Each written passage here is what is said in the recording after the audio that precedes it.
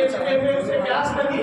जब उसे प्यास के कारण क्या किया, वह उसी समय ब्राह्मण के घर पहुंचा। उसे प्यास लगी और वह प्यास के कारण ब्राह्मण के घर में चला गया और वहां जाकर के लकड़हारा उस ब्राह्मण को भगवान श्री सत्यनारायण व्रत करता हुआ देख करके प्रणाम करके लकड़हारा पूछने लगा, हे ब्राह्मण देवता, आप यह क्या कर रहे हैं? अब वो लकड़हारा देखा कि वहां पर ब्राह्मण जो है भगवान का व्रत पूजन कर रहे हैं। लकड़हारे को ज्ञान नहीं लगी कौन से देवता है, क्या कर रहे हैं। और लकड़हारा साइड ले अभी ना थोड़ा हनुमान जी ब्राह्मण से वह पूछ बैठता है कि ये ब्राह्मण देवता आप ये क्या कर रहे हैं, किस देवता की पूजा कर रहे हैं। लकड़हारे की बात को सुन करके वो ब्राह्मण देवता सदानंद जो है कहते हैं कि मैं अर्जुन देव संपन्न भगवान विष्णु जी के व्रत का मैं व्रत निर्वहन कर रहा हूँ, जिसे करके आज मुझे तो महान धान्य आदि की सुखों की प्राप्ति हुई है। अब लकड़हारा यह सब पूछ करके ब्राह्मण की ये बात सुन करके वह ध्यान जाता है और वह भगवान के प्रति देखने लगता है। उसके बाद में पूजा समाप्त होने के बाद लकड़हारा उस ब्राह्मण को प्रणाम करके प्रसाद करके वह अब लकड़ी बेचने के लिए चल पड़ता है और मन में ऐसा सोचने लग जाता है कि आज लकड़ी बेच के मुझे जो भी धन प्राप्त होगा मैं उसी धन से भगवान श्री सत्यनारायण जी का यह उत्पन्न उनसे चुनाव करूंगा। इस प्रकार वह लकड़हारा जो है भगवान की प्रेरणा से ऐसा विचार करके भगवान उस लकड़हारे के साथ ऐसे हैं कि वो भी अपने भक्त के लिए क्या करते हैं, लकड़हारियों को चंदन में बदल देते हैं। नगर में जाता है तो नगर में चंदन की देख करके सुन करके वहाँ पर जितने भी धनी लोग जाते हैं और उस लकड़ियों को उच्च मूल्य में खरीदने लग जाते हैं, ऊंचे दाम में खरीदने लग जाते हैं। इससे भगवान अपनी भक्ति की इच्छा पूर्ण करने के लिए देखिए लकड़हारे की लकड़ी को जलाऊ लकड़ी को चंदन में बदल देते हैं। बताइए चंदन की खुशबू आने के कारण से उस दिन देखो लकड़हारे को बहुत चंदन प्राप्त होता है। अब यहाँ पे अब लकड़हारे की बात थी कि लकड़हारा सुना हुआ भगवान के अपने संकल्प लिए भगवान की पूजा करता है कि नहीं करता है, लेकिन लकड़हारे ने वैसा ही किया कि पैसों से उस ब्राह्मण के बताया अनुसार केले का फल शक्कर की दूध गेहूं का लेकर के अपने घर में लाया और उसने विधि विधान से भगवान को उत्तम किया और इस प्रकार लकड़हारा अपने शरीर को करके समस्त संपत्तियों से उस दिन से वह संपन्न हो गया। धीरे धीरे करके एक दिन में कुछ संपन्न नहीं होता है ना, लेकिन अगर आप पुण्य का कार्य करोगे तो आपके साथ ही सब कुछ अच्छा होने लगता है ना। तो उसी प्रकार इस लकड़हारे का उस दिन से तो दिशा और दशा वे दोनों बदल गए। उसके घर में खुशियां आने लगी, उसके घर में संपन्नता आने लगी। इस प्रकार वह लकड़हारा जो है प्रत्येक महीने इसी प्रकार नियम बना लिया, कोई भी दिन वह भगवान का पूजन कर लेता था सत्यनारायण जी का। इस प्रकार वह लकड़हारा ऐसा करते करते वह सत्यनारायण लोक को प्राप्त हुआ और उसके बाद वह लकड़हारा अपने दूसरे जन्म में भी वह त्रेता युग में निषाद राज के रूप में जन्म लिए। अब निषाद राज क्या थे त्रेता युग में, भगवान श्री रामचंद्र जी को गंगा किनारे उनके चरण पखार कर वे जो है उनको गंगा के पार कराए थे। तो ऐसा सौभाग्य उस लकड़हारे को दूसरे जन्म में प्राप्त हुआ। इस प्रकार श्री स्कंद पुराण के अंतर्गत देवाखंड में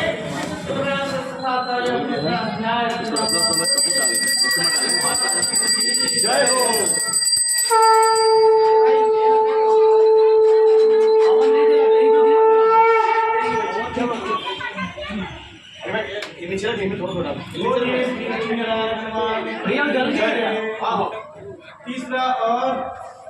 तीसरा अध्याय प्रारंभ होता है, ये वाला थोड़ा लंबा है ना, सभी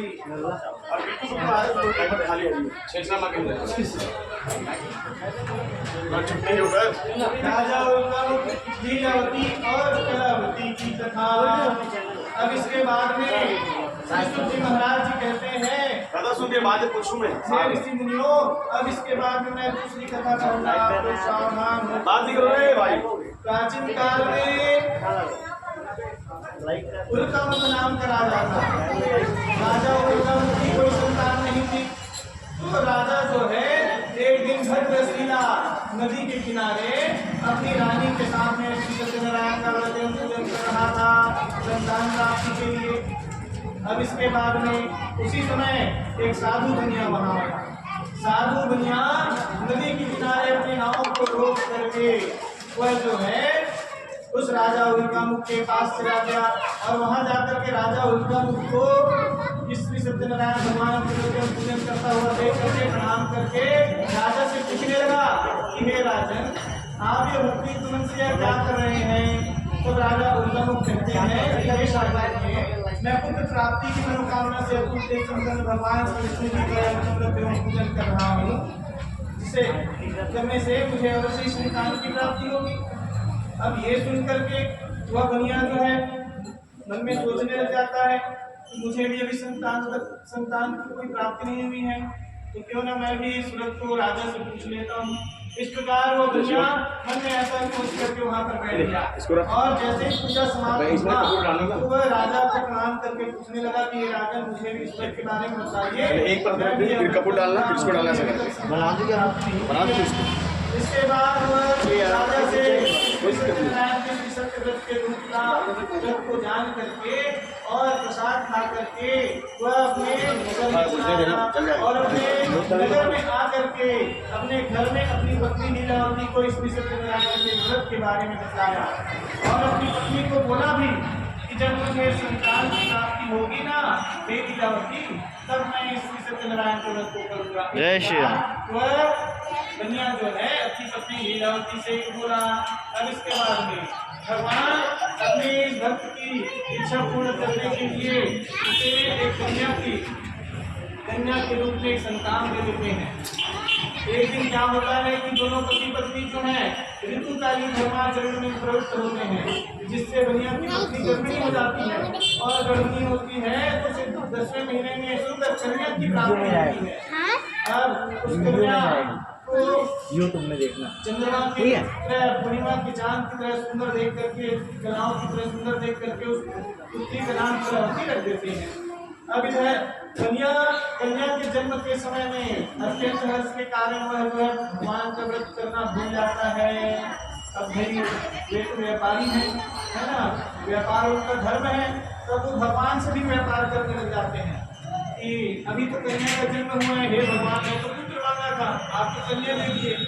अब कन्या है तो कन्या का विवाह भी करना होगा भगवान, तो अब मैं कन्या के विवाह के समय में अब आपका व्रत करूंगा। ऐसा वो कन्या जो है मन में सोच लिया। अब इधर कन्या भगवान, अब इधर लीलावती जो है अपने पति से पूछती है कि हे स्वामी, आप पूर्व में संकल्पित भगवान श्री सत्यनारायण के व्रत को क्यों नहीं कर रहे हैं?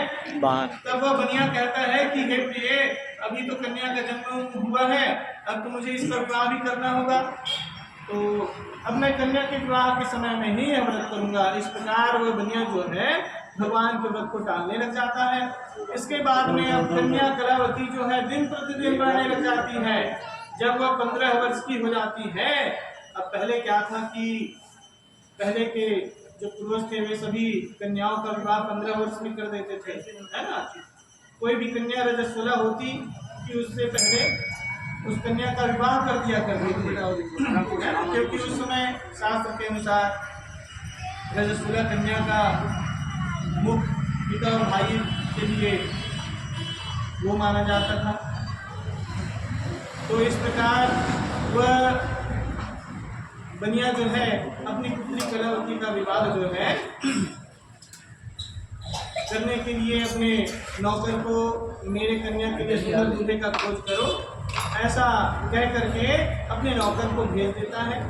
अब बनिया का नौकर काश्यप नामक नगर में चला जाता है और वहां से सुंदर बनिया का पुत्र लेकर के आता है और वहां से बनिया का पुत्र लेकर के ला करके उसे अपने भाई बंधुओं और सामाजिक जनों के साथ संतुष्ट होकर के विधि विधान से अपनी पुत्री कलावती का विवाह वह कर देता है। अब इधर दुर्भाग्यवश वह साधु बनिया उस समय कन्या के विवाह के समय में भी संकल्प के अनुसार भगवान के व्रत को करना भूल जाता है, जिसके कारण भगवान भी अब बनिया के ऊपर रुष्ट हो जाते हैं। इसके बाद में वह साधु बनिया क्या करता है, अपने दामाद को लेकर के बढ़िया वह व्यापार करने के लिए निकल जाता है और व्यापार करने के लिए रत्नसारपुर नामक नगर में चला जाता है और वहां जाकर के व्यापार करने लग जाता है। अब इधर भगवान उस बनिया को भ्रष्ट प्रतिज्ञ देख करके उस बनिया को श्राप दे देते हैं कि हे बनिया, श्राप दे देते हैं कि जाओ, तुम्हें महान दुख भोगना पड़ेगा, ऐसा करके। और इसके बाद में भगवान के श्राप के कारण एक दिन एक चोर जो है राजा चंद्रकेतु के धन को चुरा करके वहीं चला आता है जहाँ वह बनिया रहता था और वह चोर अपने पीछे राजा के सिपाहियों को आते हुए देख करके राजा के धन को वहीं पर छोड़ करके, कहाँ पर, जहाँ पर बनिया रहता था वहीं पर छोड़ करके शीघ्र ही छिप जाता है। अब वहाँ राजा के सिपाही चले आते हैं, राजा के सिपाही राजा के धन को वहाँ पर देख करके अब उस बनिया को चोर समझ लेते हैं और उस बनिया को उसके दामाद के साथ बांध करके राजा चंद्रकेतु के सामने ले आते हैं और राजा चंद्रकेतु की आज्ञा से उन दोनों को बांध करके महान कारागार में डाल देते हैं। और भगवान के श्राप के कारण उस बनिया की कोई बात नहीं सुनते। इसके बाद में बनिया के घर में उसकी पत्नी और उसकी पुत्री दुखी रहने लग जाती है। बहुत समय के पश्चात अपने पति के न आने से वह बनिया की पत्नी दुखी रहने लग जाती है और वह उसके घर में जो सारा का सारा धन था वह भी चोर चुरा करके ले जाता है। अब भगवान का श्राप जिसको मिलेगा तो उसके ऊपर तो दुख का पहाड़ तो टूटेगा ही, है ना। बनिया के ऊपर तो पहाड़ टूटा ही कि बनिया को तो कारागार में जाना पड़ा, लेकिन उसके साथ साथ उसके परिवार को भी दुख भोगना पड़ा। इसीलिए कभी भी मन में कोई इच्छा हो ना, कोई संकल्प हो, उसे तुरंत पूरा कर दीजिए। उसे टालना नहीं चाहिए कि अभी करेंगे, कल करेंगे, परसों करेंगे या अगले महीने करेंगे, है ना। जब भी मन में अगर भाव उत्पन्न हो, भगवान के प्रति भक्ति उत्पन्न हो तो उसे तुरंत कर लेना चाहिए अच्छे कार्य को। तो इस प्रकार बनिया की पत्नी जो है, अब बनिया के घर में भगवान के श्राप के कारण एक दिन चोर आता है और उसके घर को सारा धन चुरा करके ले जाता है। इसके बाद में बनिया की पत्नी और उसकी पुत्री कलावती जो है दोनों बहुत दुख भोगते हैं, पीड़ा भोगते हैं। उनके घर में जो है अन्न की कमी हो जाती है, दोनों भिक्षा मांगने के लिए उधर घूमने लग जाते हैं। तो भूख से पीड़ित होकर के कलावती कन्या एक ब्राह्मण के घर में चली जाती है और वहां जाकर के ही कलावती कन्या को ब्राह्मण के घर में श्री सत्यनारायण के व्रत का दर्शन होता है और वहां बैठ करके वह कलावती कन्या भगवान को प्रणाम करती है, वरदान मांगती है। तदनंतर कुछ समय के बाद प्रसाद खा करके कलावती कन्या अपने घर को चली आती है। अब इसके बाद आने के बाद में लीलावती पूछती है कि दूसरी कलावती कहाँ चली गई, तुम्हारे मन में क्या है। तो कलावती कन्या कहती है कि हे मां, मैंने इस ब्राह्मण के घर में मनोरथ प्रदान करने वाला व्रत देखा है। कन्या कलावती के बात को सुन करके अब बनिया की पत्नी लीलावती को अपने पति के द्वारा पूर्व में लिए हुए संकल्प का ज्ञान हो जाता है। अब वह कलावती अपने पति के दिए हुए संकल्प को पूरा करने के लिए अपने भाई बंधुओं को बुला करके दूसरे दिन वह भगवान श्री सत्यनारायण का पूजन करती है और भगवान को बारंबार प्रणाम करते हुए प्रार्थना करती है कि हे भगवान, आप मेरे पति और दामाद के अपराध को क्षमा कर दें। वे दोनों जहाँ कहीं भी हो शीघ्र सकुशल अपने घर वापस लौट आए। इस प्रकार वो बनिया की पत्नी भगवान को बारंबार दंडवत प्रणाम करने लग जाती है। जय सत्यनारायण, जय सत्यनारायण भगवान, जय सत्यनारायण भगवान ऐसे बोल करके प्रणाम करती है। हे भगवान, आप मेरे पति और मेरे परिवार को जहाँ कहीं भी बता दें, ऐसा प्रार्थना करती है। तो भक्तवत्सल भगवान उस लीलावती की भक्ति को देख करके उसकी इच्छा को पूर्ण करने के लिए भगवान अपनी भक्त की मनोकामना को पूर्ण करने के लिए राजा चंद्रकेतु को स्वप्न देते हैं और सपने में जाकर के राजा चंद्रकेतु से कहते हैं कि हे राजन, प्रातः काल दुनिया को छोड़ देना और वह सारा का सारा धन लौटा देना जो तुमने मुझसे छीन लिया है। तुम्हारा जो धन चोरी हुआ था वह तुम्हें वापस हो गया है। अतः आज तुम जो है दो दुनिया को भेज देना। इस प्रकार भगवान जो है चंद्रकेतु के सपने में जाकर के ऐसा कहते हैं। इसके बाद राजा